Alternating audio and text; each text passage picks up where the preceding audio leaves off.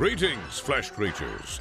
It is I, Megatron. On behalf of TFYLP, I want to congratulate you for listening to the most refined collected podcast on this miserable little planet Earth.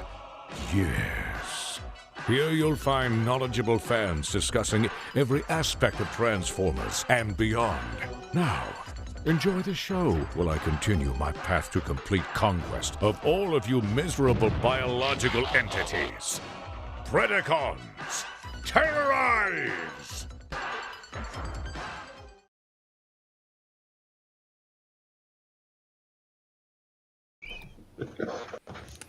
Hello, welcome to TFYLP episode 400. We are live tonight. I've got managed to grab a couple people from the show from a while ago. So we've got Duran. Hello! Welcome back. Hello, everyone, and welcome to TFYLP. And then we also have Mr. Archer here. Hello, hello. So thank you for joining us. And then we also have this Rick guy up here. I don't know how we got him, but He's playing with his... There is a big difference between the picture that they show us and then the paint on the actual toys. I don't know if anyone's noticed that. Maybe it's just me. Isn't that always the case? Product may vary. Actual product. Very varies handy. Product colors may vary. That's what it is. Read the fine print. And then we also have Peter. Forever Dustron. Hello. And I'm Lucas. So we made it to 400, Duran. So there we go. This whole day, knowing tonight was coming up, I was sitting and I was like, I cannot believe it's been 10 years ago this month. 10 years ago in October of 2010, Greg Metcalf and I sat down and recorded the very first episode of what would become TFYLP, and here it is 10 years later and 400 episodes later, and I can't believe it. I never dreamed that it would have came this far and keep going. I think we need to start planning episode 500. We're not going to plan that far in advance. Come on, Rick. Pete, what are you drinking? Because it looks like you're drinking like straight rum out of a bottle that's like 50 years old. It's a bottle that has an old, faded Decepticon insignia sticker on it. Okay. It's just water. It's not rum. All right. It is those little bitty bottled waters from the movie showing at the Dark of the Moon preview out in Pasadena. I'm sure there's someone that has those still. There was a pallet of those over at Broad Street, and every time we would go over there, I would take a couple and put them in my pocket. And I have them here. I have a few here somewhere. I had one of up until maybe a couple years ago. I still have a Hasbro Toy Fair cookie that I got. I think it was 2005. They put us it was New York City. They put us on a bus from the Javits Center. We went over to the Hasbro facility.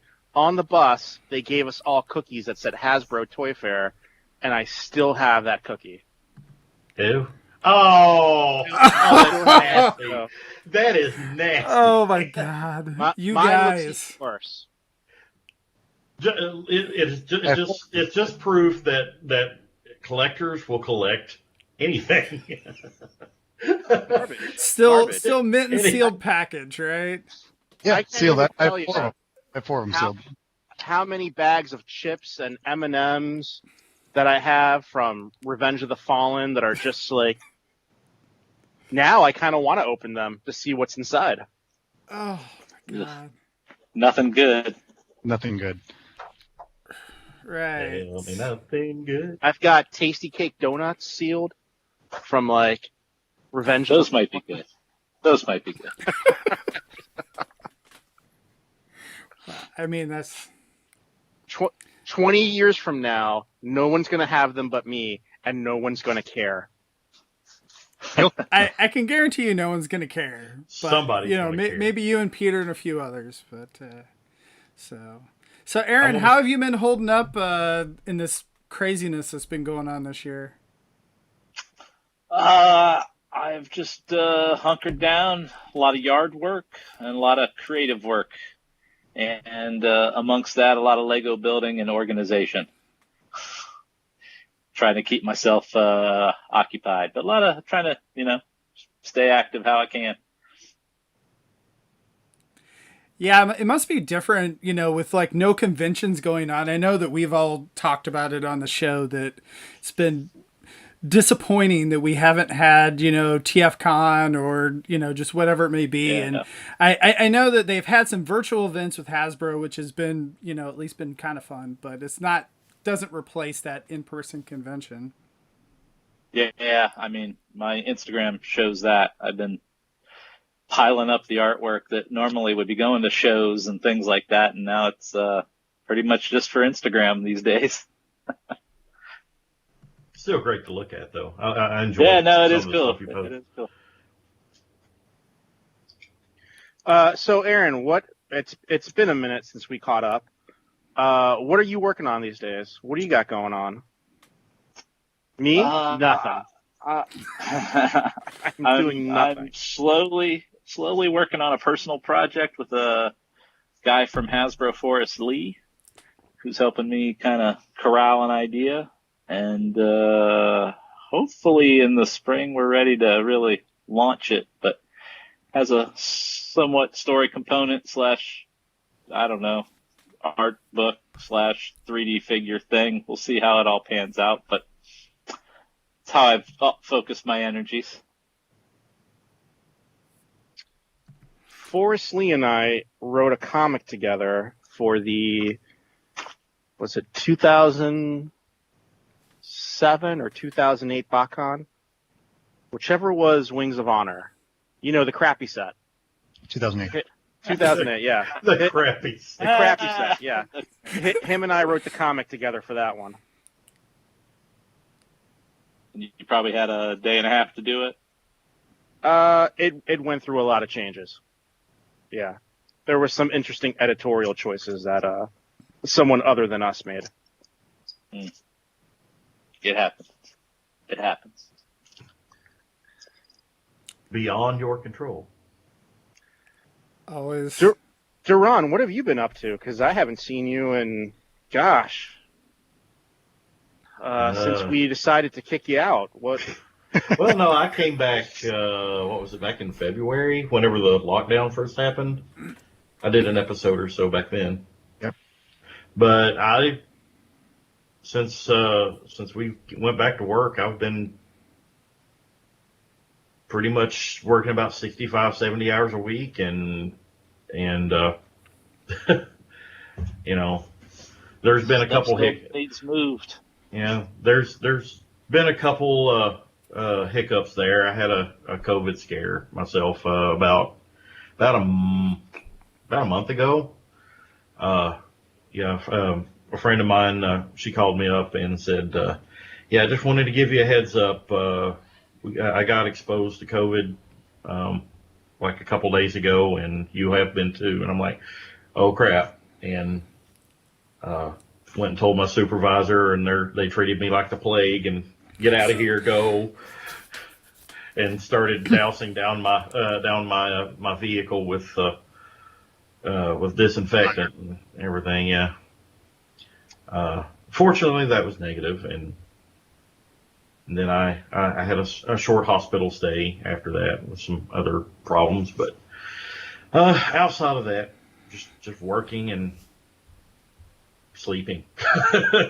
So I do notice that there is a lot of empty space in your In here? display cases behind you. Yes.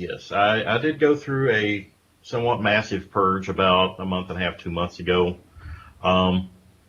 As some people who follow the TFYLP Facebook group knows, I've decided to scale back my collecting, and I'm not leaving the fandom or anything like that. I'm still getting stuff. I mean, got RC today.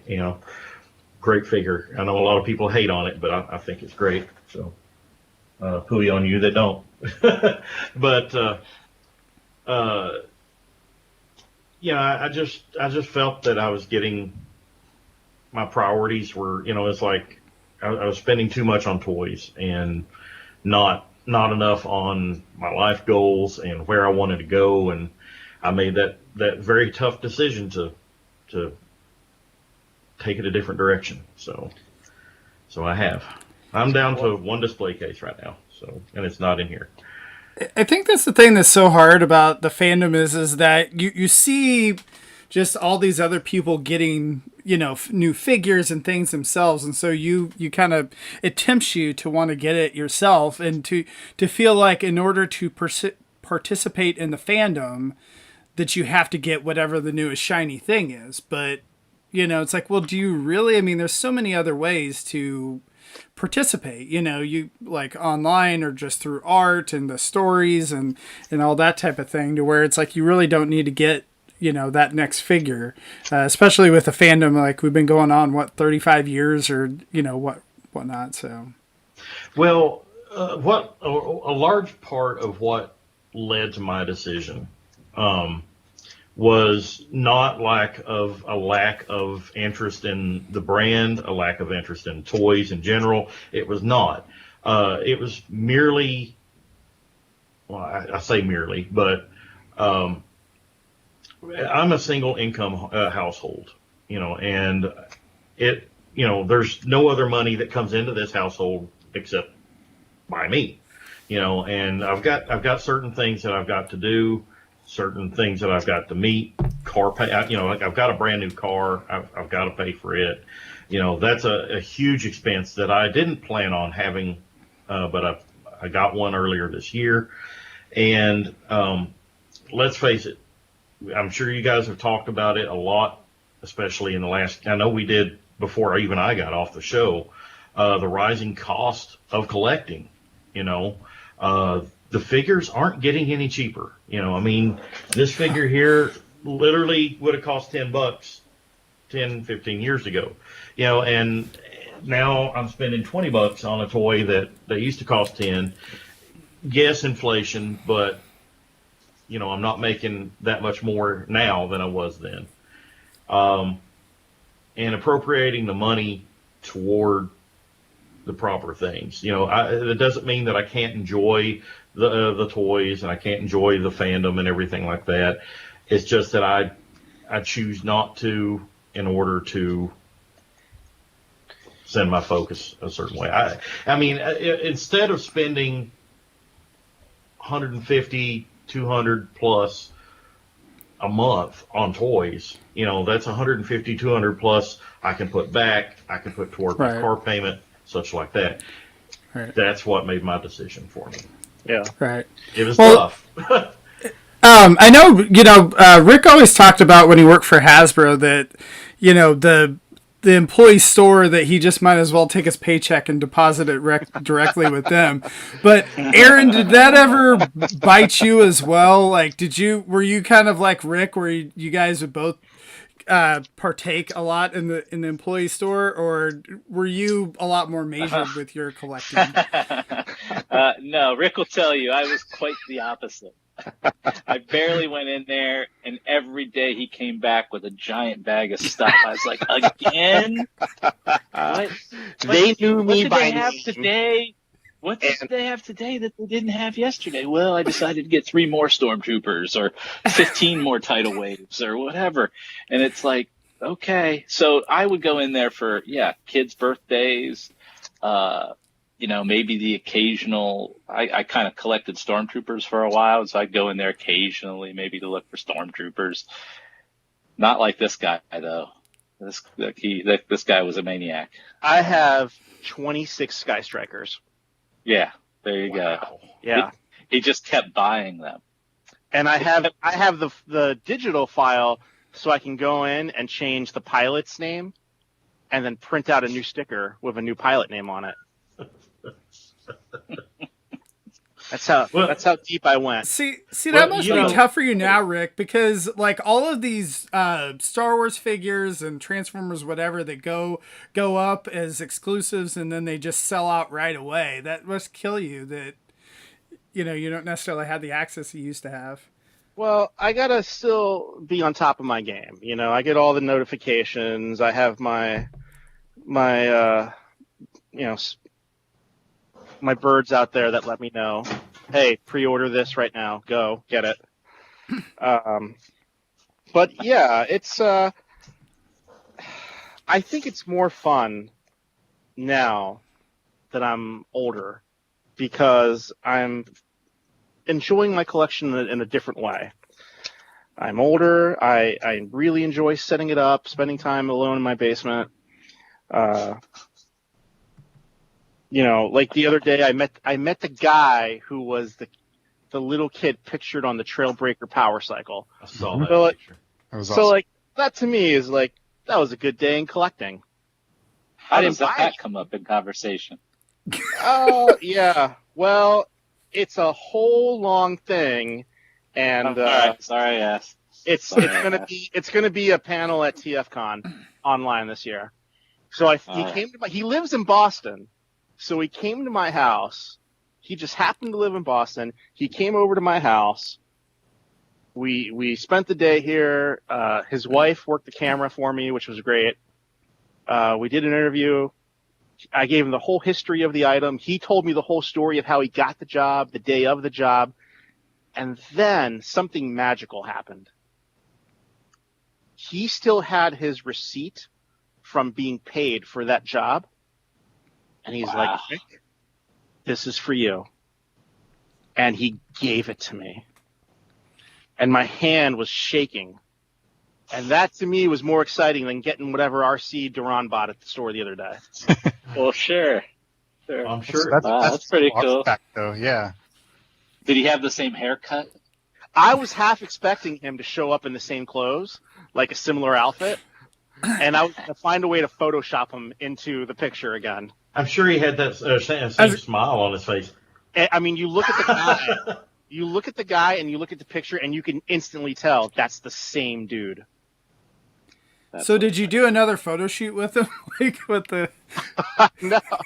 No, but I had my power cycle, and then I had a friend who was able to obtain a box because these things are so incredibly rare and very, very expensive. What you should have done, Rick, is get a magnetic Autobot insignia and put it on the hood of his car and have him sit behind the steering wheel with that same look on his face and take a picture from the same angle. But 30 you know what? years later. You know what happened? The collecting bug hit him. Uh-oh. So he did not collect Transformers at all. And after this weekend, I don't know how much money he spent. But the collecting bug has hit him once again. I have brought yet another person into the collective. You will Yeah, become you don't want one. that. We've somehow concentrated a few of them, here at I have a TFYLP, but Well, you know that, like I said, I'm on this end of the spectrum now. But you back up 15, 20 years ago, I distinctly remember the day that Armada first hit the shelf. That at Walmart, that people could go out and get them. I literally took my entire paycheck and bought duplicates of everything. One to open, one to keep sealed. I had all of it, like boom. I mean, not, I'll get one now and one next week and one, no, all of it now. Yeah, I even had, I think the Street Speed Minicon team. No, what was the one that made Perceptor? That team, I actually found it at Walmart like a week or two early. They put it out too early and I got it. When you guys were working at Hasbro, like, did you ever think that all those properties would be as big as they are now? Like, or that they would continue to be? I know that Transformers was huge, in the mid 2000s as well and whatnot, but just like, I feel like that all of these properties have kind of taken over the mainstream and whatnot and just continued, where it's like, oh, it's going to end at some point, right? But Hasbro's pretty good about being willing to reinvent, and they do, I'll say from a upper level, understand that things come and go, and things can lay low for a little bit, but then you can bring them back even bigger. My Little Pony is a good example of that. So I think it's in their DNA to kind of take advantage of their properties and manage them well. Quote unquote, well, that's all up to the individual.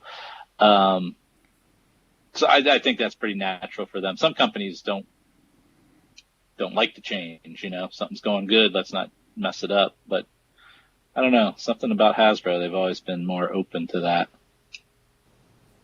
That was my impression. So, Aaron, what do you think about all the Beast Wars and Armada Cybertron figures that have come out?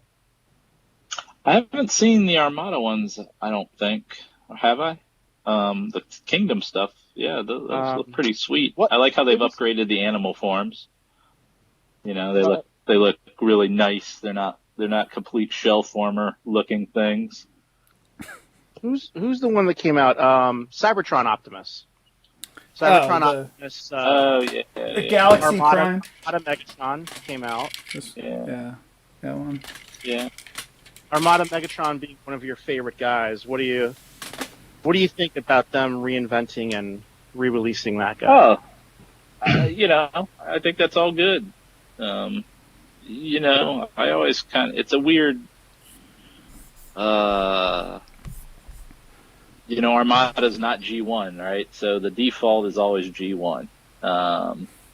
So it is nice that some of these characters live on or can show back up in their reinvented modes. Starscream's pretty popular. Hotshot seems to have caught on now for the long term somewhat. So I'm just happy those guys live on in the pantheon, the greater pantheon, Vector Prime and stuff like that. Look at how many people are clamoring for a tidal wave right now. Everybody wants a new tidal wave. Yeah, that's pretty cool to have been hearing that. So enough time has gone by that it's like it is nice that those things have lingered on, and there's kind of I've encountered lately more of a resurgence of that era, obviously, because those kids are now in their late 20s, even mid 20s. So I've been hearing a lot more from them, and obviously, if you follow my Instagram, I've been drawing a lot more of those characters as a result. Some people have some nice things to say about it too. It's kind of funny. They're like, "Oh, there's my old friend. Thanks for drawing him. I haven't seen him for years." And it's like, wow, that you don't think of it, but some of those characters are somebody's favorite, and maybe we haven't got Red Alert for quite a while, for in that era, or something. So I don't know if that answered your question, but.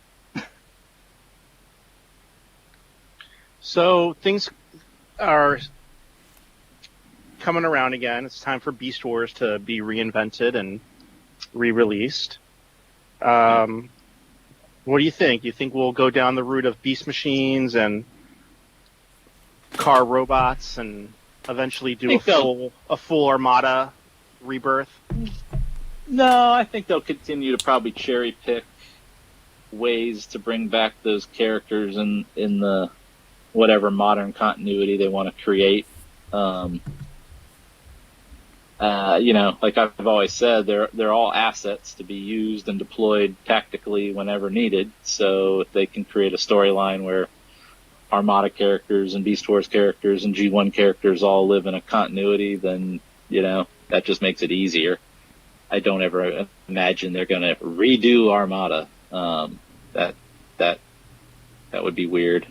I could see them eventually not redoing, but adding to the animated world. You know, I think if animated ever got on Netflix, they'd be like, yeah, let's do more of this. You know, Yes, please. Well, that's where I feel like Transformers Prime. that's the one series that could come back and have its own life. I think everything else is so G1. You know. Well, that's where I feel like Transformers Prime, I feel like, has continued to kind of have more of a life because it's been on Netflix and a lot of the streaming, and I think that it's still on Discovery Family, I think, and things like that. And so I think that, like, animated, like, that's the bad thing is that since it's not really available on a lot of these services, you know, kids aren't discovering it the same way that they do with some of the other shows. Yeah, absolutely. Which is a shame. By the way, Aaron, happy 10-year anniversary for Transformers Prime. Has it been Yeah. 10 years? Wow. Oh, gosh. They're putting out 10th anniversary figures, man. Come on.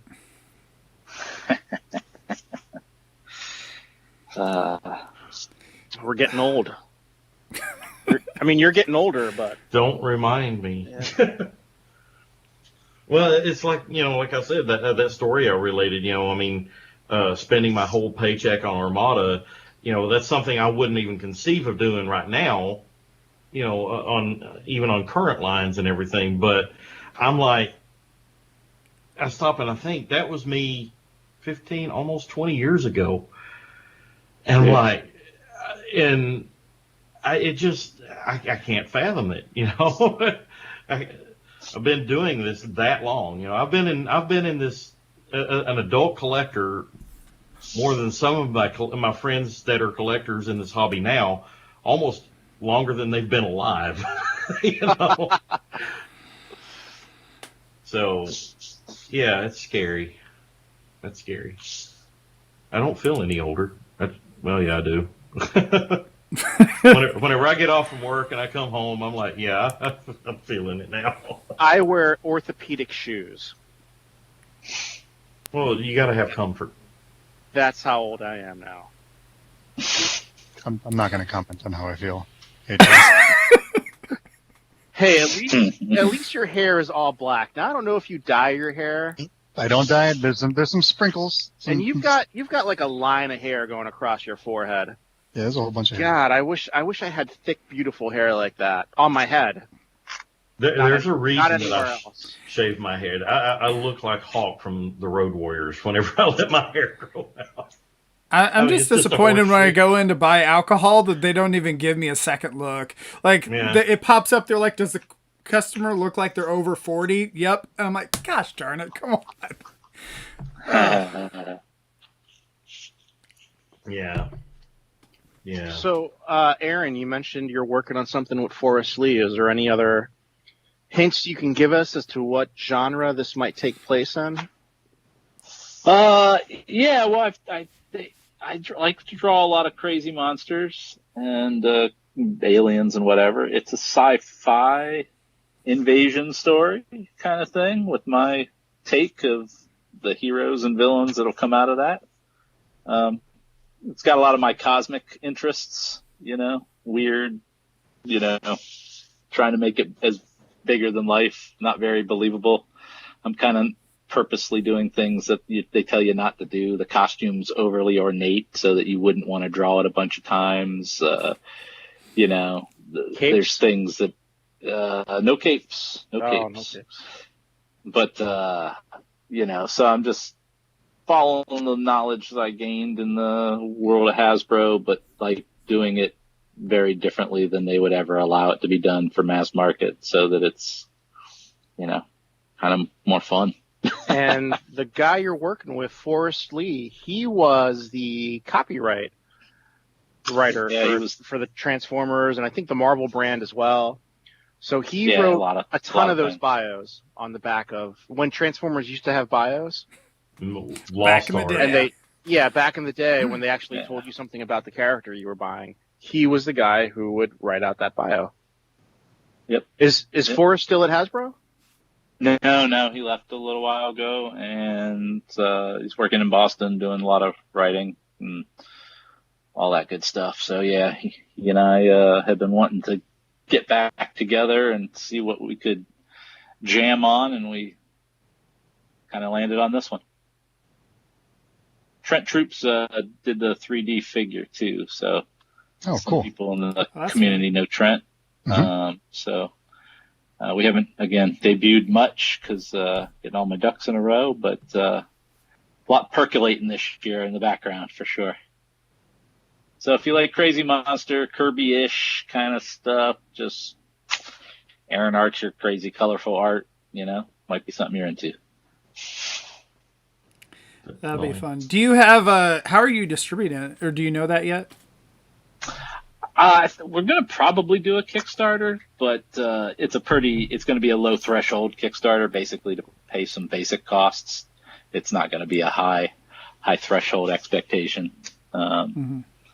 So, and with the fact that, conventions and things aren't really happening, it might be the best way to try to debut something anyway.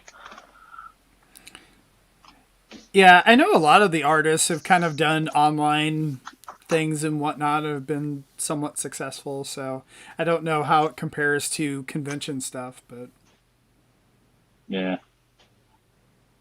Well, with Just got to COVID, get it done first. yeah, everyone's glued to their screen, so you have like a captive audience. So Yeah. So, with all the stuff I've done, we are gonna. I got a buddy who does a lot of video graphic stuff, so we're gonna have a really cool video. I know that. that's awesome. Will the mouths move this time, or? Yeah, but that'll be my mouth superimposed. Clutch Cargo. Yeah, that's right. Even the lady characters will have beards. Sorry, but budgets and time.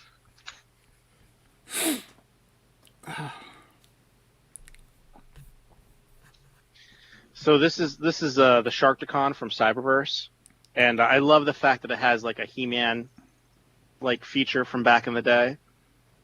You mean a superpowers type feature from back in the day? No. The spin punch. Yeah, the spin punch. Who was Cyclone, right? It was Cyclone, yeah. Cyclone, and then you spin it, and he spins around and he punches you a lot. Spin the disc on his waist, and he. Yeah, Just like the samurai character in Superpowers. yeah. Yeah, I think his name was just Samurai, right? I think so. Yeah, that 4th season of Superpowers, man. They tried to include everyone. El Dorado, Black Lightning, What was that? Samurai, Golden Pharaoh. Golden Fair, the guy who would say Unuk Chuck, and then he would grow really Chief. big. Apache Chief, yes. Yeah, The most appropriate name, Apache Chief. It's like the United Nations of superheroes there. Yeah. I remember that guy now. Wow. There's a lot of properties that's really making a resurgence now. I mean, not just Transformers, but I mean, Entertainment Earth has a Dino Riders box set up. I'm not keen on it. Yeah, those things are amazing. I got He-Man and Skeletor, and yeah.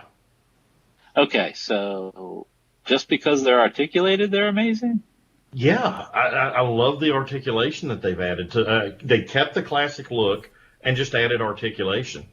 Yet, and the packaging looks so much like the original. Aaron, do you remember there was something we were toying around with that I think you had Marcelo do? It was, Oh no. Aaron. Oh no. Okay. So Oh, no. it was like new characters, but done in the G1 style. Oh yes. So it was like Bulkhead, but he was designed to look like Trailbreaker in G1. And there was a Lockdown and a couple other characters. Yeah. So what would you say if they release G1 like this, but they give articulation to those original G1 figures? You think there's a market, or is that pushing it too far? Well, I mean, I think if I put on my old hat, I'd say, well, that's what we offered with Classics, and that's what we offered with, all those subsequent lines. but better versions of what you had before, better articulation. Maybe they do something. But I hear you on what your literal point is. Could you take those old toys at that scale, add better articulation? That's probably. I mean, that's a lot of tooling, but if you did it selectively, could be pretty cool. I mean, obviously G1 Optimus is terribly articulated. Would be cool to be able to bend his legs and knees. I kind of feel like this works with He-Man just because there's no He-Man figures out there. Yeah. You know, that's what gets me excited. Oh, new He-Man figures. I haven't bought He-Man in a couple years. That's Snake Mountain is shipped. I know. I'm probably going to be the jerk that gets it in November. What, that giant one? That Super 7 one? Oh my gosh. Oh my gosh. They can only fit 81 of them per shipping container. Wow. That's ridiculous. How much is that thing? Just out of curiosity. Well, this is the difference between retail and whatever that is. That's not a slight. I just don't know what to call it. Like design the product to go in the smallest package possible so that you can ship as many of them efficiently as possible. And I saw that box. I'm like, why? And that's not, the Jabba palace was huge because the palace was huge. You couldn't make it any smaller, right? The flag, the same deal. Like, Snake Mountain doesn't have to be that big. It's not that deep, that toy. I don't know. It's like, did they ship it opened up or something? Yeah, what's in there? Magic? What is in there? Yeah, magic. Definitely not a TARDIS. Well, so I'm curious that Unicron that struck me of somewhat. I don't know what the term is, but not efficient. Absurd. I will say the box is 10 times nicer than the Unicron box. Probably. The Unicron box is just brown, and it says Unicron on it. Oh, fun. Really? There's no inner box, no. No, it's just a brown. Well, I think I haven't opened my sail barge yet, but I think even that came in like a box. Like a box. Yeah, that has a box. Box within a box, yeah. Yeah, that's what I didn't know. Is there going to be a shipping box like outside of the Unicron box that we know of? As far as we know, it's just the Selects brown box that the Selects have all been getting. It's just a giant brown box, which I'm sure will display great on my shelf. Well, at this point, though, what would you rather have? A really cool looking box or a really cool toy? Yes. Both. I'd rather have the really cool toy, honestly. You know the answer to this. Rick wants it all. Oh, yeah. Rick wants it all. One in the you all box, know this. one opened, and then a spare one that I cannot sell later for more money. Hey, I've been there. I've been in the bin life, and everything before, and I had the one open and one in a bin, and the bin. It's like I got to the point where I didn't even see the point in it, though. Honestly, it's like I don't remember. There were toys that I didn't remember the last time I actually looked at them. They were in the bin. Periodic inventory. You just pull them Yeah, all that's out. why you have to. Oh, That's why you have to do inventory, John. Right, Come back on. in the tote. Yeah, I mean, I can't imagine all the money I've spent, especially like lately. Like I buy something, it goes on the shelf. I buy another one to open. I don't open it, and I put it on the shelf, and then I buy another one because I forgot that I already bought a second one to open, which I haven't gotten to yet. You could buy your house 2 times over, probably, if you sold everything. So do you ever forget that you had the figure completely and buy multiples again? Yes, and the best example of that is the Beast Wars Metals Rampage Silverbolt 2-pack. So I went into my buddy's store. He had 2-pack for $45, and I'm like, done, easy, $45. Take it home. I go over to my Beast Wars sections. Where am I going to put this? Oh, I already have it. Okay, well, I guess I have one to open. I take the box off the shelf, and there's another one right behind it. How does that make you feel? I still have them. I still have them. Out of control. Yeah, like I've made some bad choices in my life. You know, it'd be Like I just continue to make bad choices. It'd be kind of hard now. I mean, getting it put together, but well, I'm sure spreadsheet wouldn't help at all at this point. I crashed a computer, a spreadsheet. That was, I think that was 2007, the year I moved to Connecticut. I crashed my old laptop with a spreadsheet. It was so massive. And then I went to work at Hasbro, and then my collection got even bigger.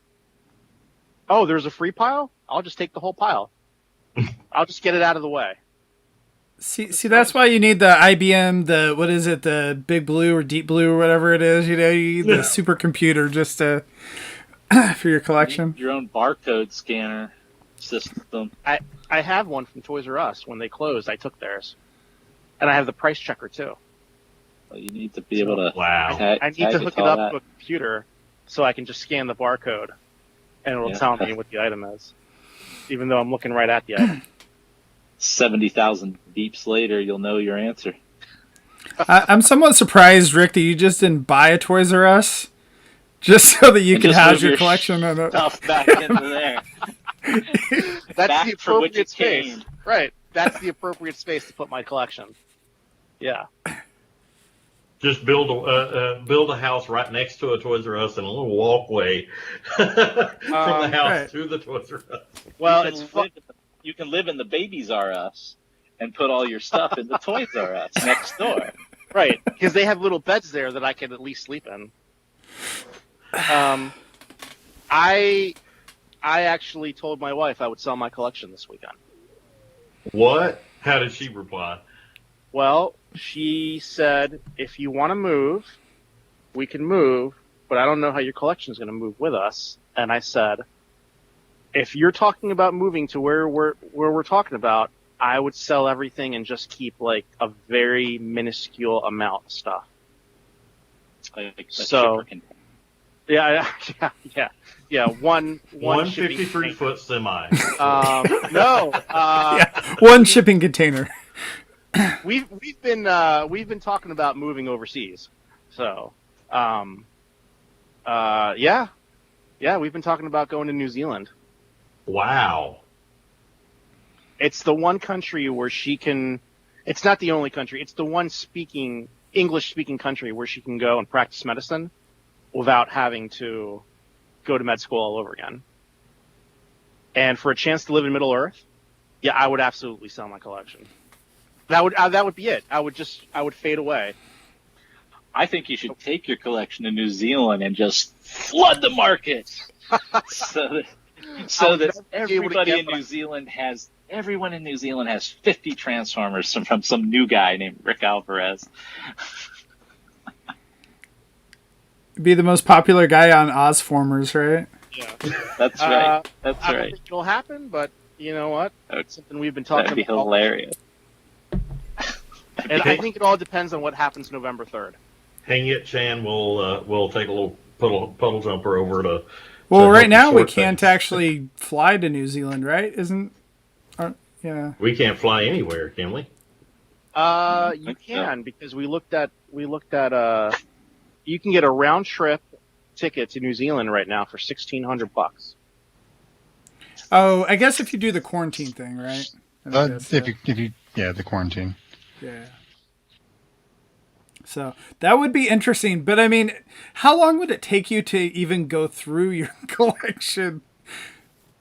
Oh, I would make a whole AMC special out of it. Like it would be like a whole season of, the collector, and it would be just the whole season of me selling my collection, setting up my whole RickCon, so I can sell stuff directly to people. The last 5 minutes are him crying over whatever was the most significant loss that episode. Right. There's the episode where I'm moving something expensive and it falls and it breaks. There's the episode where the closing scene of the last episode of the season would be him in a trench coat walking down the street, going, "Once a man, once awesome, man.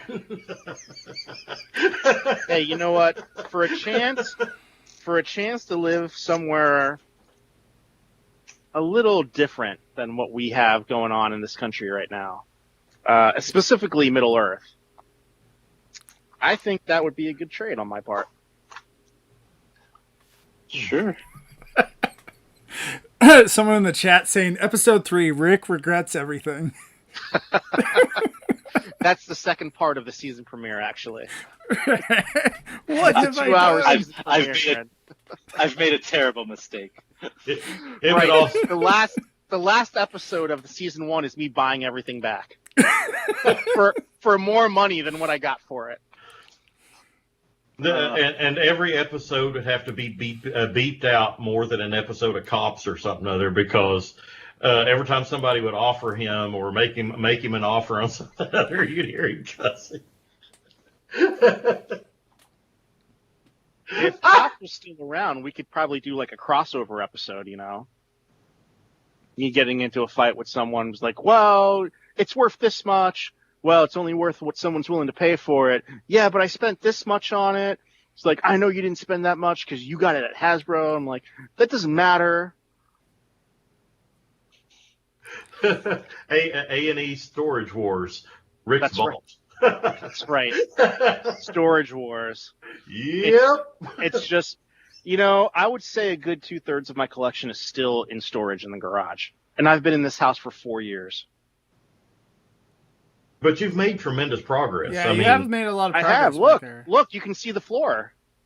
See? You can see the floor over there. did you ever finish like the duct work and all that stuff? You was making like the Most desk of it. part and everything? The part that's down there, that's supposed to be the girls' section. But I probably won't finish it until they're ready to move to college. But no, I actually have to get in there because that's where my giant Tesla battery is for my solar panels. So it's great having solar panels. I just wish they actually worked. You know, it's been a month and they're still not on. Wow. My advice is don't get solar panels. At least not from the company I got them from. So, Yeah. it seems like, switching topics here away from, Rick's stuff, but that Hasbro and a lot of other companies have really started focusing more and more on collectors. And I almost feel like that almost feels like the main focus of a lot of these toy companies now is collectors, not kids. Like, do you guys feel like that is true, or do you think that there's still are kids still the main focus of a lot of these lines? Like, and I say that just because, like, I know Walmart and Target and some of those have like collector sections now, whereas they used to not have that. I see a thrust for the collectors. You know, like there is a defined element that is aimed at collectors, but I still see a good portion. Even in the Transformers section, you have like the younger age stuff, and then you have the stuff that we want. You know, they're still up there. I just don't think it's solely for the collector, not in my opinion. I mean, well, the thing they were saying even over 10 years ago was that kids were getting older younger because of digital and everything else, and obviously just not buying toys. So they used to make waves and waves and waves of those kind of things. They don't as much now. And to overcompensate for that revenue shift, they've probably shifted more to, if you can sell one $350 Razor Crest, from the Mandalorian, that equates to, I don't know, 12.5 or so figures, in a line or something. You have to make one item, put one item in a box. They're going to take that money if it's there, where they wouldn't have 10 years ago, 15 years ago, 20 years ago, 30 years ago, because there were so many kids. They didn't think that way. We know that. I talked about it. Like, it's about kids. It's about kids. now those kids aren't there, and it's been long enough that those kids aren't there, and Toys R Us isn't there to promote to the kids that are there. So I do think it's more and more, well, how do we get as much revenue from the fans by making, really well packaged product, really impressive product, or really, look at this amazing thing that gets all that promotion kind of product, just to stay alive. I mean, you got to pay for those licenses, right? So if you're not selling waves and waves and waves of Star Wars, you got to figure out how to make that same revenue. So I think that's part of it. So do you think video games are still affecting the amount of toys that are being sold? But at the same time, there's so many video games, but there's only a few video games that actually have successful products, like successful toy lines around them. Well, the video games are better than any toy you can produce. Video games are the toys now. Yeah, I can control these characters. I play a thing called Mobile Legends. It's a League of Legends kind of rip-off on the phone. I manipulate these characters. I costume them. I'm moving them and doing the magic and everything the way I like to do it. There's no plastic that can replicate that, so you don't need it. Whereas before, cartoons weren't as impressive. Video games weren't as impressive. That Avatar in toy form was really cool. Made something better. Now I don't know if you need it. It truly is. The games are. That's what I'm playing. The toy is like a weird extra. Yeah, it seems to me like the age when kids stop really having a whole lot of interest in toys and start leaning more digital. I mean, it's getting younger, but it seems to me between 8 and 10 now. It seems like the kids are, because around that time they're starting to get a little more motor function, a little better understanding of what they're doing on the screen, and a little more involved on the screen instead of, it's just pretty colors, I'm just going to tap on it. As they get older, they're starting to like the digital over the physical stuff. Yeah. Well, I mean, you got 6-year-olds with phones now, so it starts young. Well, the thing I see, like a lot of times with my kids too, is that they're almost getting toys as collections themselves, and that might be part of it, just because I collect stuff that they're replicating some of that. But I wonder if there's some of that type of thing that the kids are getting, either the blind box things, or they're getting just the just different collection things, and some of the things like the Marvel Legends or whatever. Like, to me, if like these kids would rather have that, nice $20 item as a collector's piece, quote unquote. Well, I think also, BotBots is going to be a lot more fun to a kid that doesn't know anything about Transformers than diving into the Siege War, That's a story from our youth, that's a story that we grew up with. Modern kids, that's not so much what they're into either. So BotBots, for example, exists to service a whole different world. And I think, it's always been something that I get real upset over, is that toys don't have bios anymore. There's nothing on the box. So, talking about Scorponok the other day, $150 toy, $160 toy, there is no bio or anything on the box that tells you about this character. Why is it a base? Why is it turned into a scorpion? Why is it a headmaster? What does that mean? Like, there's nothing to tell you anything about that character. So buying it for a kid, you're truly relying on a fan then to know what that is. So. But I feel like, again, that my kids at least go based off of the media. And so I think that if you do things like where you have, like, they've done a few fun things on like Facebook and whatnot, but like doing things on YouTube or Facebook where you kind of introduce the character that way, I feel like that grabs kids more than, a bio on the back, personally. But if there's no TV show, right, Yeah, there's got to be an opening salvo that grabs you somewhere. Yeah. Well, like the Netflix series that just aired on Netflix. Well, I mean, I guess you can watch it still. For Transformers, it was very short, not as short as like the Combiner Wars stuff was, but it was very short. The story was better than Combiner Wars, arguably. Arguably. It's still not there, in my opinion. I mean, but it was better. I found it far more enjoyable. But you get it on a major platform that kids are watching, like Netflix, and kids are going to relate to it. But if you don't put the cavalcade of characters in there, it's like the mentality between the Rebirth in Generation 1, doing the Rebirth. We got to cram as many of these toy characters in this episode as possible, to advertise those characters. Now it's just like, okay, we're just going to have just a few characters, and everything else will just be add-on characters that the kids may want. And then they didn't even for the Siege series, they didn't even like push the Micromasters or the little Battle Master, Target Master dudes, which were part of the thrust of the toy line itself. So it's the play pattern. Yeah, the play pattern was not even. Yeah.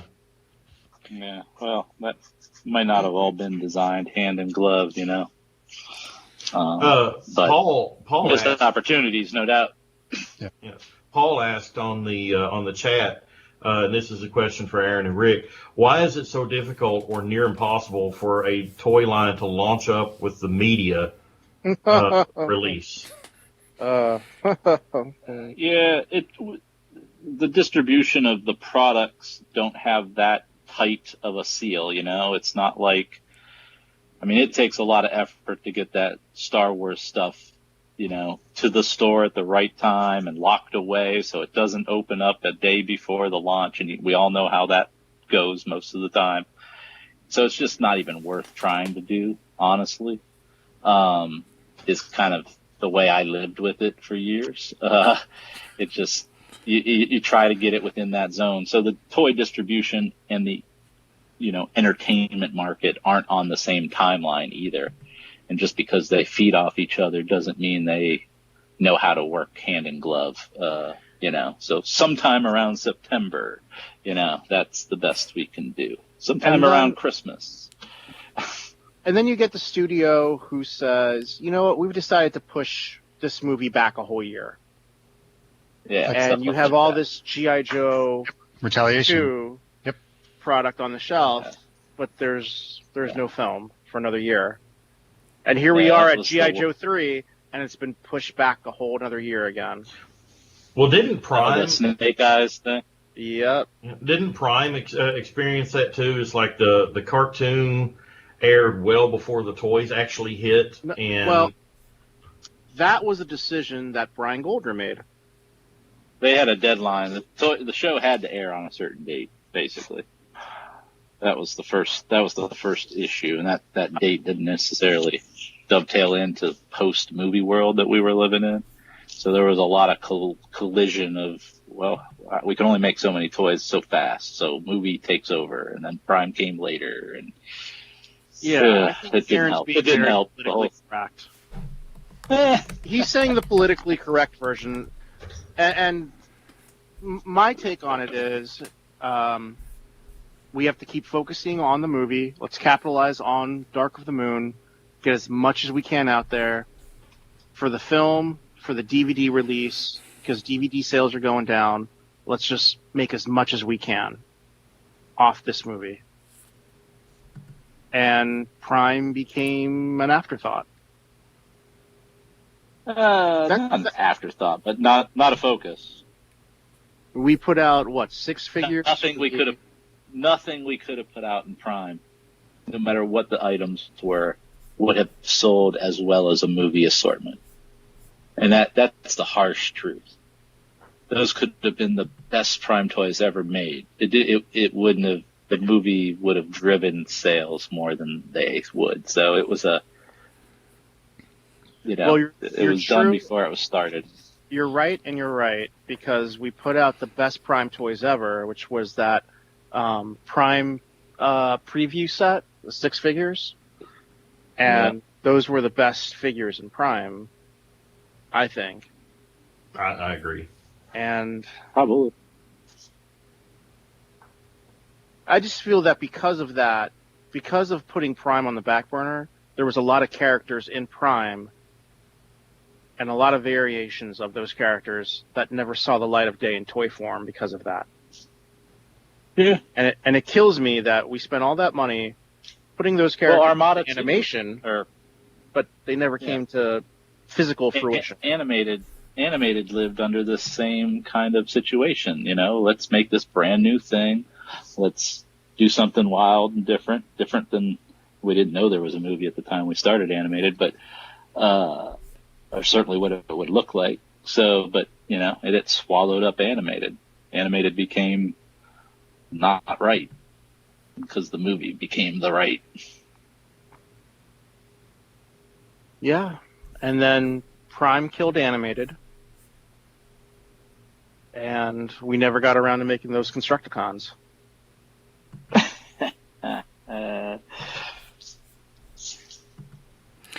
I'm really curious nowadays how many figures that they design don't see the light of day, like in the current environment. Like, are they actually making a concerted effort to try to at least throw some of that stuff out, like whether it be as exclusives or whatever, or do they leave things on the shelf like, they have in the past?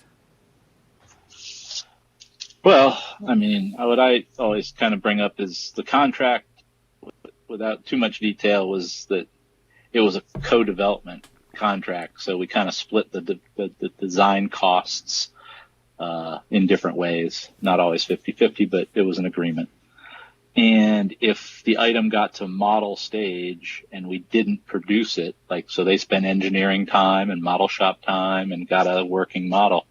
If we didn't make that item, if we didn't tool it and intend to make it, Hasbro incurred the entire cost of the development.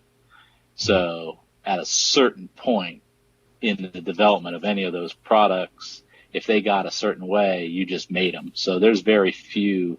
That's why there's so few tooled items that we talk about, like, when are they going to put out this, that, or the other? And animated fall into that, obviously, because most of them got produced because it was a little cost prohibitive to eat that whole development, especially after the fact, because we budgeted for not doing that, obviously. So does that make sense? Yeah, there's a couple Transformers and G.I. Joes that got tooled up that never saw the light of day, unfortunately. Nothing major. With G.I. Joe, it's probably a little differently because it's a little easier to tool. If they want to tank an item, they can tank an item. Yeah. You do it all the time in other toy lines. I mean, I got probably a dozen Batman figures that are sculpted that never got made. But Transformers, it's rare, more rare. They're so intricate, you wouldn't waste the time, to get that far. I can only think of one transforming item that was tooled that never came out. At least during the time that I was there. Well, there's the animated Megatron and all that stuff. But those weren't actually tooled. They weren't? I thought they were. As far as I knew, they weren't tooled. The only one that actually they started tooling and then they stopped halfway through was Dino from Dark of the Moon. Yeah, I know that. Did they make the underwater Bumblebee? It came out in Japan. Yeah. Japan. Yeah, and there's a whole bunch of and robot Blackout. heroes that never came out. Blackout and the Flying Optimus, those came out in Japan. Yeah, well, Robot Heroes would fall into the other category because it's not transforming. So that was Hasbro's molds to eat. If they didn't want to produce anything, they didn't have to. We already paid the full development cost on those. So that's what always happens. We all know that. The third wave, the fourth wave of most action figure lines, classic action figure lines, throughout the 80s and 90s, they just never came out. And so there's a lot of that kind of thing. But on Transformers, it's much more, for the transforming product, it's more rare. Yeah, that's why it wasn't. The Unicron trilogy, there's not anything I don't think that we made that we didn't make. That's a funny way to say that. Yeah. Well, there's some. Yeah, everything that got tooled came out, but there's a couple of repaints that never came out. Sure, stuff like that. Yeah. But that to me, those are business reasons, not like they canceled something. It's like they tried to sell something in that never got sold in. That's a little different. Aaron, what is the one thing or the one line at Hasbro, Transformers-wise, that you wish had lived a little longer?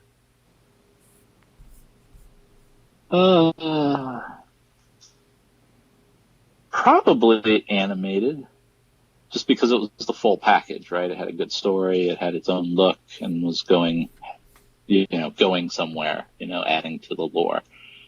And I guess maybe, it would be interesting to know what Beast Wars could have been in a more modern CG world. With more detail in the environments, more character interactions, more, but some of those limitations made that a good series too, so I don't know. Yeah, character development. Yeah.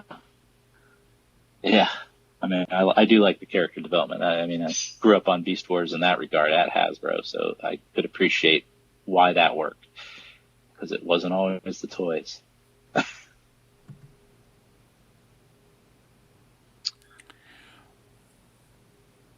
Well, I know we've been going for a while. I don't know if we have any other things that we want to cover tonight as part of 400. Well, here's to another 400 more. Another 10 more years. I'm still blown away 10 years later. I mean, Greg and I, whenever we first started recording Transformers, Geek Existence Transformers, which we did, I think, like 25 episodes of that before it switched over to TFYLP. And, for the longest time, we were like, we didn't even think anybody was even listening to us or ever going to listen to us. We were just two dudes sitting down talking about Dark of the Moon, Transformers Prime, whatever was current at the time. We were just talking about our thoughts on it. And then, I think the big explosion was the last BotCon that was in Texas. What was it, Fort Worth? And we added Natsume Ryu and Mariah Baby and Michael Swift, and they all came on board, and we went live on YouTube. Well, we started doing audio, and then we had Gary Chalk, who was our very, very first guest we ever had. And we went for almost 3 hours with him, I'm wanting to say. I actually had to cut some of it out because, it was just too long. But it was fun. And we just started out just wanting to be different, do Transformers podcasting different. Because at the time in the Transformers podcasting realm, you had RFC, who I think at that time was kind of in a hiatus, if I'm not mistaken.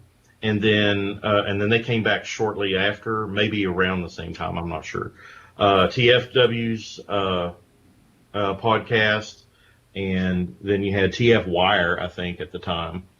And that was pretty much it, I want to say. And we just wanted to be a little bit different. And our goal was to be evergreen, talk about something that you can go back 5-10 years from now, if you discover the podcast, listen to it again, and it'd be still mostly relevant. And that was the whole idea. You know, I mean, we didn't always. I still tell people that the podcast I did on TransTech on this one is if you want to know the story of TransTech, go find that episode. Which I appreciate that kind of level of detail sometimes with the episodes you did. Just focus. Yeah. You know, very cool. Well, I mean, there's been so many topics that we've touched on over the years on this podcast. Another big one, as grim as it is, but the whole idea of what happens to our toys when we die.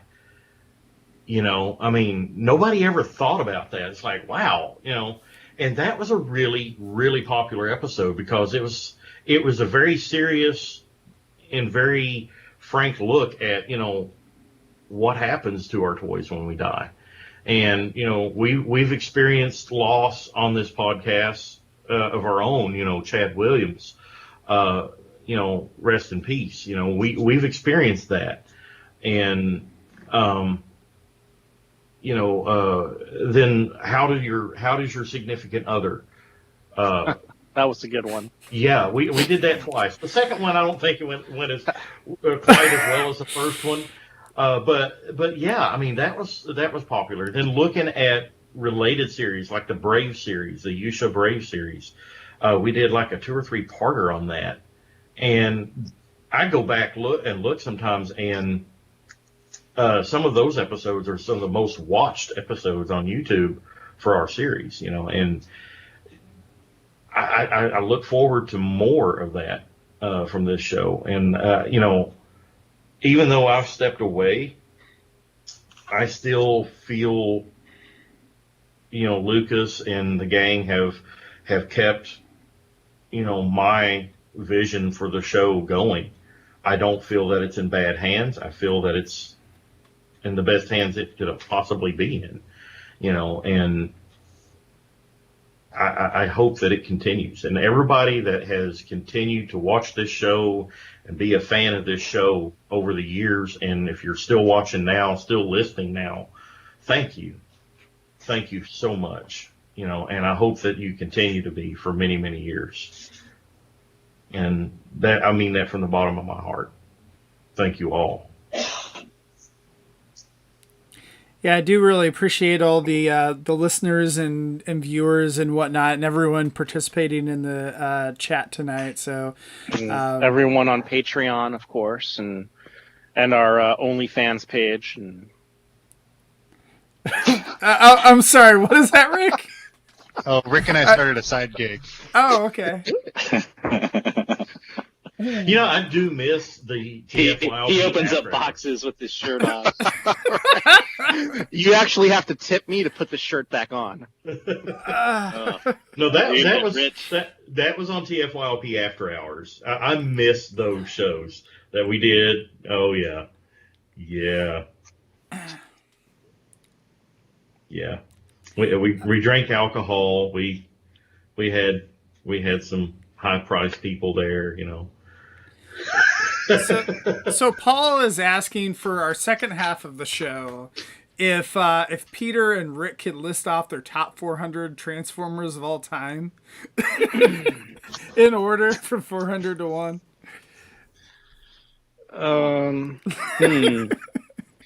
I mean, how do you choose 400 out of?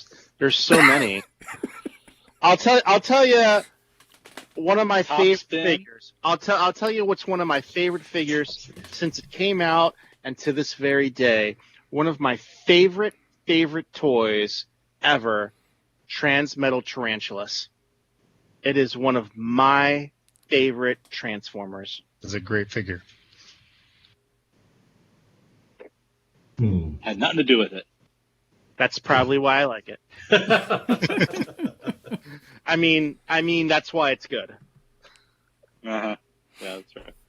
I got paid all the same. The good-looking ones and the crappy ones. But you did do one of my other favorites, which is Transmetal Megatron. Yep. That is one of my favorites. Well, I did Transmetal 2 Megatron. Yeah, you were on the 2s, okay. Right? That's when you started majorly getting into the design part?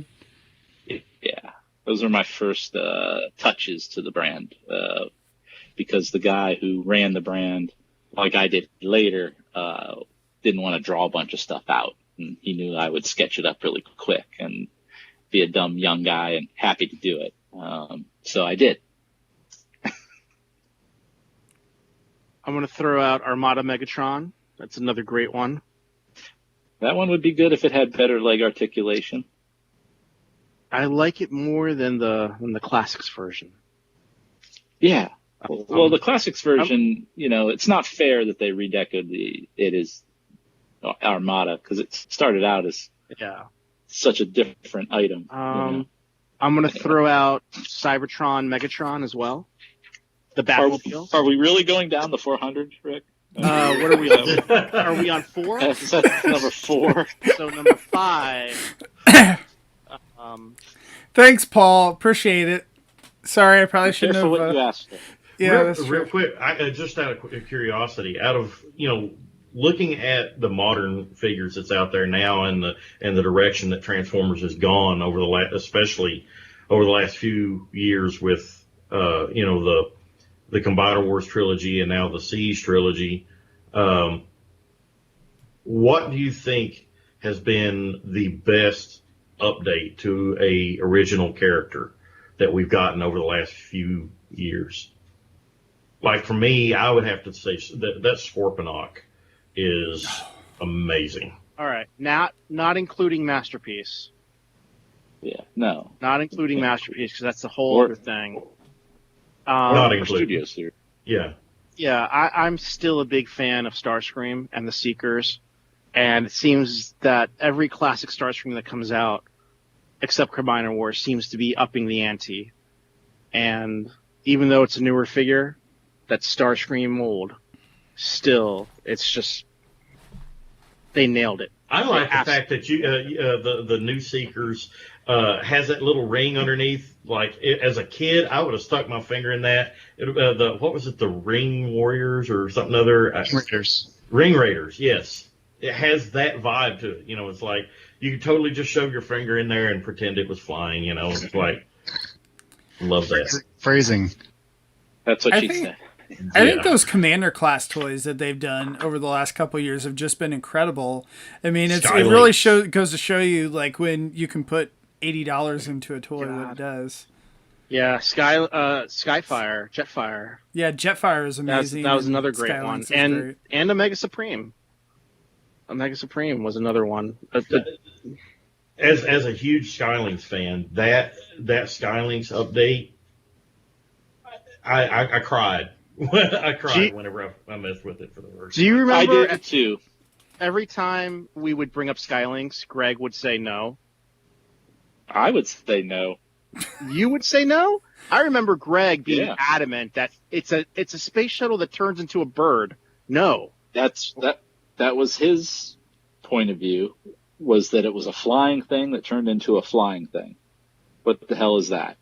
And it attaches to a cat that turns into a platform. Wait a minute. What? No. That it breaks, because first of all, it's not a Takara Transformer. So it breaks all the rules of Transformers by the nature of what it originally was, because it wasn't designed by any of the rules that Takara would have made. So it's always been weird, and we have to admit that. But it is kind of weird cool. Okay? I will even admit that. So it just never found a logical home in Greg and I's mind to put in Armada or any of the things we were ever working on, right? It has to fit a certain reason, and we never had a reason to ask for Skylynx in our era. But it did get named in Cybertron, right? One of the mini comics. Yeah, we wanted to keep. Yeah, we kept the name. Great. Yeah, because that was hell. If I really think back about it now, 10% of my job over some years probably was legal naming and discussion. So, what about you, Lucas? What's your favorite over the last few years?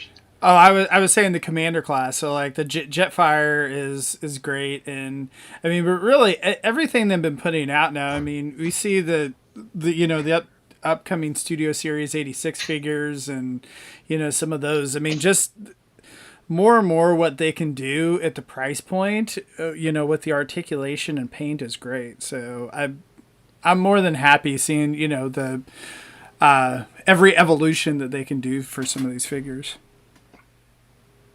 What about you, Peter? If you took a snapshot of me right now, I would say something akin to what Lucas just said, where it's like the last 2 to 3 years have been really great with what the updates have done of different characters or whatever. But if you roll it back 3 years, 5 years, 10 years, 15 years, I'll say the exact same thing. The last 2 or 3 years have been really good with the updates of characters and figures that they're doing. The articulation's coming a long way. The paint's really great. I'm really happy with where the line's going. So I'm just really happy all the time with everything new that comes out. Another thing they've been doing too is surprising me, going into some of the deep cuts with some of these characters. The Impactor, that faithful Impactor that we've gotten. I'm waiting for like an Emirate Zaron, Emirate Zaron, and shoot, why can't we get a Circuit Breaker? Whoever thought that Repugnance would be the breakout star? That we'd have a million different. We have a Repugnance troop builder set. We do. Whoever thought that would happen? I don't know.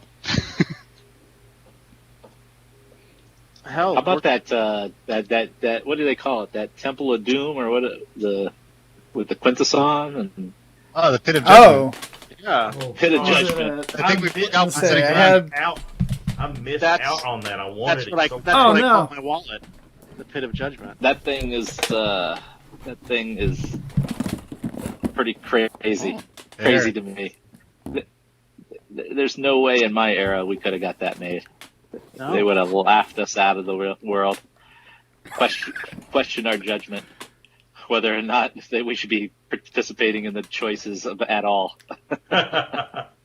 Well, actually, in a private chat that I had with some of my local collector friends here today, it's like the Quintesson Executioner is called, I think, the Prosecutor on the package, and he's like, no, it's a Prosecutor. I'm like, no, he was always the Executioner, but I just don't think the word Executioner would be something you want to be putting on a child's toy. I remember Aaron Hillman telling me that we will never call a character Dead End, ever. And we will never call a character Dead End, and we will never call a character Breakdown, because we don't want the word break in our toys. Our toys don't break. And here we are all these years later. Yeah, here we are. With Dead End and Breakdown coming out the ass. Hey, that don't sound right. We weren't allowed to use when Beyblade came out. They had used the words Terror Top a lot, or on one of them. And after 9/11, the word terror was not allowed to be used in any context. Apparently, I mean, it was pretty wild what started getting struck. And then you had the Terror Cons in yeah. A couple years later, it was fine again. Yeah. But yeah, I mean, I just Cobra, love. Cobra is not a terrorist organization. They are a megamaniacal organization. Right. But in the original cartoon, in the theme song, a ruthless terrorist organization. It's like, no. It's fascinating to see how rules and standards change throughout the years. Have you ever? I don't think we ever actually did a episode of that.